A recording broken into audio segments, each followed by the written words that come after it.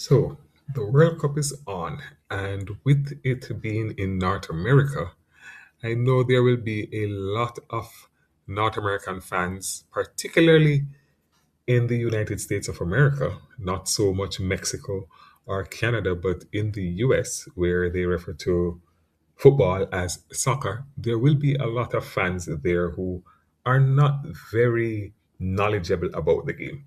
And so in today's video, I am going to try and help you guys to understand our great game, the beautiful game, the game of football, soccer in your case, and let's go. Have you ever watched a football match or soccer for my American friends and wondered what all the excitement is about? Why are millions of people around the world obsessed with this sport? Why do fans celebrate goals like they have won the lottery? And why is football often called the beautiful game? If you are completely new to football, don't worry. By the end of this video, you will understand the basic rules, positions, tactics, competitions, and everything you need to know to enjoy watching a match. So, let's begin. What is football? Football, also known as soccer in some countries, is the world's most popular sport. It is played by two teams of 11 players, but these are your starting players. Each team can make up to five substitutions, and squads normally range between 18 to 21 players. In competitions like the World Cup, squads can have as many as 26 players. That's a limit. Unlike in other sports such as basketball and American football, with unlimited substitutions and players coming in and out as the coach wishes, once a player is substituted in football, their game is done. That player cannot re enter the field for any reason. Again, unlike basketball or American football, where players can come in and out on multiple occasions. The objective of football is pretty simple: score more goals than your opponent. And in order to do this, players move the ball around the field, mainly using their feet, sometimes their head, sometimes their chest, and in some cases, some players will try to use their hands, even though that is illegal. The only player allowed to use their hands during normal play is the goalkeeper. The team with the most goals when the match ends wins. Simple enough, right? Now, you can also draw. Unlike basketball and American football, where there is normally a winner in a lot of football matches, the scores can end level and they end with a draw. So, let's look at the rudiments of the game. A football match is played on a large rectangular field called a pitch. At each end of the pitch is a goal. In the middle of the pitch is a center circle. And this is where matches begin and they restart after goals are scored. The large rectangle near each goal is called the penalty area or the 18-yard box. The smaller rectangle inside the 18-yard box is called the 6-yard box. Inside both these areas, the goalkeeper is king. They can catch the ball, swat it away, punch it away, or kick it away. Sometimes an opposing player may also get kicked, or punched, or swatted in the process.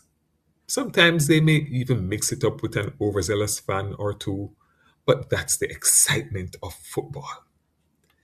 If a defender or the goalkeeper commits a foul inside this box, the opposing team receives a penalty kick. We will talk about those later. But first, let's talk about the pitch and the key areas on the pitch.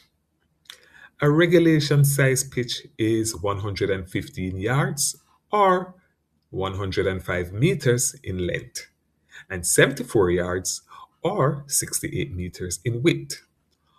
All football pitches contains specific zones and markings which include the center circle, the penalty area, the goal area, and the penalty spot. There are also four arcs at either end of the pitch to either side of the pitch, and these are the corner arcs. That's where corner kicks are taken from. We will get into those later as well. Now, if you're still with us, I would love it if you would hit a like on the video, leave us a comment, and subscribe to the channel. Now, let's get back to football. Now that we have gotten the pitch out of the way, let's take a look at the positions of the players on the pitch. As we have said before, each team has 11 players, and each of these players have a specific role. Let's start with the goalkeepers. The goalkeeper's job is to protect the goal and stop the other team from scoring. The goalkeeper can do this using his hands, head, and feet. They are the team's last line of defense. Up next are the defenders, and their job is to stop the opposing team from getting to goal. They do this by getting the ball away from the danger areas close to their goal and by tackling opposing players and blocking shots. If they do their job well, then the goalkeepers can take a nice little rest. Or not. Up next, we have our midfielders. They mostly play in the middle of the park or all over it, depending on the formation, and their primary job is to connect the defense and the attack. They carry most of the workload due to the fact that they make passes to the forwards to create chances. They also tackle opposing players to win the ball back for their team, and they generally control the pace of play. These are your field generals. They dictate everything. Lastly, we have our forwards. Forwards are usually the main goal scorers. Their job is to create and finish goal scoring opportunities. These are often the most famous players on the team. Think about Cristiano Ronaldo, Messi, Pele. Get the drift? So, yes, you guessed it, because they score goals. Think about it. Who are the most famous players on basketball teams and American football teams? If you're thinking the players who score buckets and throw touchdowns, yeah, you got it. So now we move to how does a match work? A football match lasts 90 minutes. It is divided into two halves of 45 minutes each. There is a 15-minute halftime break between these two halves. The referee controls the game and enforces the rules. The referee is assisted by two assistant referees who operate from either side of the field. The team with the most goals after 90 minutes normally wins the match. If the score is tied, the result may be a draw, or in games where there has to be a winner, extra time of an additional 30 minutes is played. If there is still no winner, then the winner is decided by penalty kicks. We will talk about penalties later. The referee and the assistant referees get involved for several reasons. First is fouls. Players are not allowed to push opponents, kick opponents, trip opponents, or hold them back, including by the hair. If a player does any of these things, it is a foul, and the referee blows the whistle, stops the game, and the other team is awarded a free kick. If the foul is committed outside the 18-yard box, there is that free kick. However, if the foul is committed inside the 18-yard box, this is a penalty. Penalties are kind of like free throws in basketball. Yeah. Serious foul play can result in a player being showed a yellow card or a red card by the referee. A yellow card is a warning, and a red card sees the player being ejected from the game. Two yellow cards to the same player is equivalent to a red card, and also results in ejection. Now, unlike basketball and American football, ejected players cannot be replaced, and their team must complete the match a player short. The game is also stopped if one team kicks or heads the ball off the field. If that is done along either side of the field, the opposing team is awarded a throw in to get the ball back into play. It's kind of like an inbound pass in basketball. If the ball goes out along either end of the field, a corner kick is awarded to get the ball back into play. Now, another reason to stop the game is offsides. And what is offsides? Let me tell you. Offside is often considered the most confusing rule in football. But here's the easy version. An attacking player cannot simply stand next to the opponent's goal waiting for a pass. At the moment the pass is made, there must be at least one opposing player between the attacker and the goal. It's that simple. If there is no opposing player between the attacker and the goal, the attacking player is offside and the game is stopped and the ball is given to the defending team. The rule exists to prevent goal hanging, goalkeeper harassment, okay, maybe not, but it is also to encourage teamwork. Therefore, an attacking player cannot simply go stand next to the opposing goalkeeper, waiting on the ball to get to him. Sometimes, however, the match officials do get a bit overzealous with calling offside, with quite a bit of forensic activity going into the process. And particularly now that we have video assistant referees, that's like your average playback, you know, they are getting way ahead of themselves and it's not fun some of the times. So now we get to tactics. Tactics in football are determined by the formation, and the formation, of which there are many, are determined by the coaches. Do they want an attacking formation, or a defensive formation, or a balanced formation?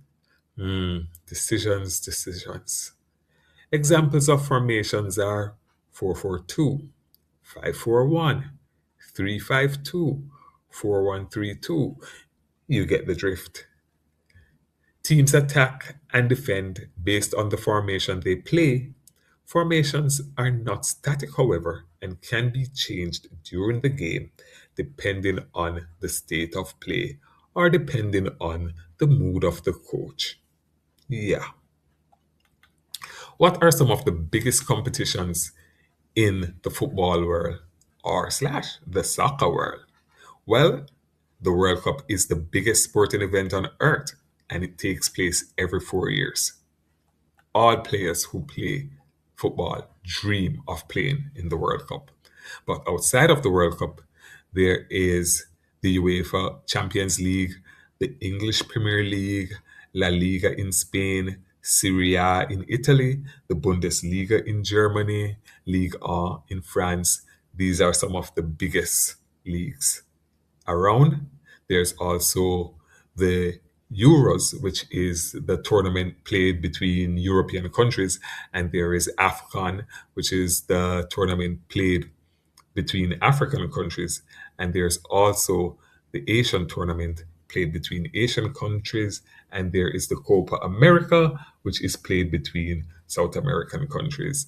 There is the Gold Cup, which my American friends should be familiar with because that is played in CONCACAF and the United States participates in that tournament. Are we loving football yet? I know you are. So, why do people love football? It's simple. Football is simple. All you need is a ball. Anyone can play. But beneath that simplicity lies incredible skill, drama, passion, and emotion. One goal can change an entire match. One moment can become legendary. And that's why billions of people watch football every week. Now you know the basics of football. The next time you watch a match, you will understand what's happening on the field and why fans are so passionate about the game. If this video helped you learn football or soccer, leave a like, subscribe, and let me know in the comments which team or player you'd like to learn about next. So until next time, have a good one.